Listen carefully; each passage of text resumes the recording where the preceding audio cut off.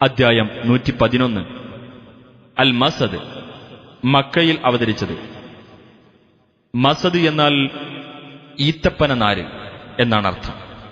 5-ാം സൂക്തത്തിൽ ഈത്തപ്പന നാരുകൊണ്ടുള്ള കയറിനെപ്പറ്റി പരാമർശിച്ചതാണ് ഈ പേരിന് നിദാനം. ബിസ്മില്ലാഹിർ റഹ്മാനിർ റഹീം. തബ്ബത് യദാ അബീ ലഹബിൻ വതബ്. അബൂലഹബിന്റെ ഇരു കൈകളും നശിച്ചിരിക്കുന്നു, അവൻ നാശമടയുകയും ചെയ്തിരിക്കുന്നു. മാ അഗ്നാ അൻഹു മാലുഹു വമാ കസബ്. അവന്റെ ധനമോ അവൻ സമ്പാദിച്ചു വെച്ചതോ അവന് ഉപകാരപ്പെട്ടില്ല. സയസ്ലാ നാറൻ ദാത ലഹബ്. തീജ്വാലകളുള്ള നരകാഗ്നിയിൽ അവൻ പ്രവേശിക്കുന്നതാണ്. വംറഅതുഹു ഹമ്മാലത്തൽ ഹതബ്.